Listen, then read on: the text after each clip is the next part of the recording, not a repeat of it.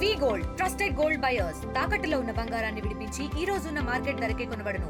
మరిన్ని వివరాలకు సంప్రదించండి 7710 అంతర్వేదిలో పరిస్థితి క్షణానికి మారిపోతుంది. పెద్ద ఎత్తున దాదాపు 100 కిలోమీటర్ల వేగంతో ఈదురుగాలునే వేస్తున్నాయి. మనం చూడొచ్చు విజువల్స్ క్యాటరింగ్. పెద్ద ఎత్తున ఈదురుగాలతో పాటు సముద్రపు అలలు కూడా ఉవ్వెత్తున ఎగిసిపడుతున్నాయి. గత రాత్రి ఇదే ప్రాంతంలో తుఫాను తీరం దాటింది. దీంతో ఇక్కడ స్థానికులందరూ కూడా ఒక్కసారిగా భయభ్రాంతులకు గురయ్యారు. పెద్ద ఎత్తున శబ్దం వచ్చిందంటూ కూడా వీరు ఆందోళన వ్యక్తం చేస్తున్నారు. మొత్తం కూడా ఈ అంబేద్కర్ కోనసీమ జిల్లాకు సంబంధించి ఇటు అంతర్వేది, మల్కీపురం, రాజోలు, రామరాజులంక, దిండి ఈ తదితర ప్రాంతాలన్నింటిలో కూడా పెద్ద ఎత్తున వృక్షాలు, కొబ్బరి చెట్లు, ఇతర వృక్షాలు కూడా నేలవాలయ్యి విద్యుత్ స్తంభాలు కూడా ఇళ్లపై పడిన పరిస్థితి కూడా నెలకొంది. ఏదేమైనా ఈ మోంతా తుఫాన్ అయితే కోనసీమ జిల్లాను చాలా అతలాకుతలం చేస్తుందని చెప్పవచ్చు. నిజంగా ఇది కోనసీమ జిల్లా దుఃఖదాయిని మోంతా తుఫాన్ అని కూడా చెప్పవచ్చు. పెద్ద ఎత్తున ఈదురుగాళ్ళు, ఇసుక రేణువులు సైతం ఇక్కడ నుంచి పెద్ద ఎత్తున లేచి సముద్రపు కెరటాల మాదిరిగా, అలల మాదిరిగా ఇసుక రేణువులు కూడా వెళ్తున్నాయంటూ చెప్పని అవసరం లేదు. గత రాత్రి ఈ తుఫాన్ తీరం దాటే సమయంలో అందరూ కూడా భయభ్రాంతులకు గురైన పరిస్థితి. సాధారణంగా కాకినాడ సమీపంలో మచిలీపట్నం దగ్గరలో కాకినాడ ప్రాంతంలో తుఫాన్ తీరం దాటుతుంది అనుకున్నారు. కానీ తుఫాను గత రాత్రి 7:30-8 గంటల ప్రాంతంలో తన దిశను మార్చుకోవడంతో ఒక్కసారిగా అంబేద్కర్ కోనసీమ జిల్లా అంతర్వేదిపై విరుచుకుపడింది. దీంతో ఇక్కడ స్థానికులు ఒక్కసారిగా భయభ్రాంతులకు గురయ్యారు. నిన్న ఇదే కథనాన్ని ఆర్టీవీ కూడా ప్రచురించింది. అంబేద్కర్ కోనసీమ జిల్లా అంతర్వేదిలో పరిస్థితి దారుణంగా ఉందంటూ మనం ఒక కథనాన్ని కూడా ప్రచురించాం. స్థానికులు ఉన్నారు. అసలు ఏం జరిగిందో రాత్రి వారిని అడిగి తెలుసుకుందాం. ఏం జరిగింది సార్ రాత్రి? మీరు ఇక్కడే కదా. ఏమైంది? మాకు 2 రోజుల నుంచి కరెంట్ కానీ ఇది కానీ నిన్న మార్నింగ్ 9 గంటల నుంచి కరెంట్ అయి తీసివేసారు. అధికారులు అప్రమత్తం చేశారు. కానీ ఈ భయాందోళనలో ముందు మచిలీపట్నం ఈ అనకాపల్లి మధ్యన తీరం దాడుతుందని చెప్పారు. ఈ సోషల్ మీడియా దీని ద్వారా ఈ అంతర్వేదాన్ని కొంతసేపు ఇలాగ మన పిఠాపురం దగ్గర దాటుతుందని ఇలాగ రకరకాలు చేశారు. చాలా భయభ్రాంతులకు గురయ్యారు ప్రజలందరూ. రాత్రి తీరం దాటే సమయంలో ఈదురుగాలు ఏ విధంగా వీచాయి? చాలా బలంగా వీసినాయి. మేము ఎప్పుడో 1996 ఆ టైంలో అప్పుడు వచ్చిన తుఫాన్ లాగా కంటే చాలా బలంగా వీసినాయి. ప్రజలందరూ, అధికారులు అందరూ అప్రమత్తం చేశారు. సముద్రపు కెరటాలు ఊరి మీద కూడా విరుచుకుపడిన పరిస్థితి. ఆక్వా చెరువులు ఏ విధంగా ఉన్నాయి? ఆక్వా చెరువులు ఇలాంటి పరిస్థితుల్లో మనుగడ సాధించడం చాలా కష్టం. ఆల్రెడీ నష్టాల్లో ఉన్నాయి ఆక్వా చెరువులు ఇవన్నీ.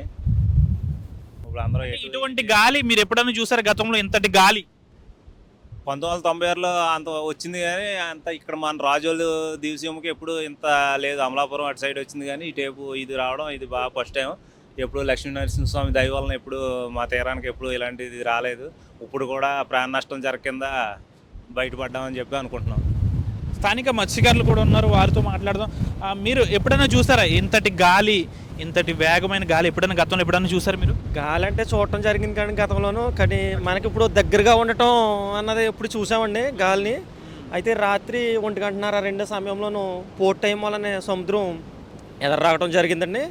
ఎదరకొచ్చి ఇలాగా తీరం ఇలాగా దగ్గరలో ఉన్న పల్లమంతా మునిగిపోవడం జరిగింది. అయితే మరి తీరం దాటుతుంది అంటున్నారు. కానీ తీరం దాటే సమయంలో కానీ గాలి వేగం పెరుగుతుందండి. రాత్రి మీద గాలి వేగం పెరిగిందా? రాత్రి మీద అయితే పెరగలేదండి, ఇప్పుడు తగ్గిందండి. రాత్రి నిన్న సాయంత్రం ఇది కూడా చాలా వేగంగా వేస్తుంది కదా గాలి. గాలి అంటే తక్కువేనండి. నిన్న మీద తక్కువేనండి. నిన్న సాయంత్రం నుంచి ఇలా తూర్పు నుంచి ఇలాగా సముద్రం మీదకి తిరగటం గాలి, సముద్రానికి బలం పెరిగింది. దాని మీద పోర్ట్ టైంలోనూ ఇలాగా రావడం జరిగిందండి వాటర్ ఎదరికి. అంతేగాని గాలి అయితే తక్కువేనండి. ఇప్పుడు గతంలో ఇలాంటి తుఫాన్ మీ సైడ్ ఎప్పుడైనా వచ్చిందా?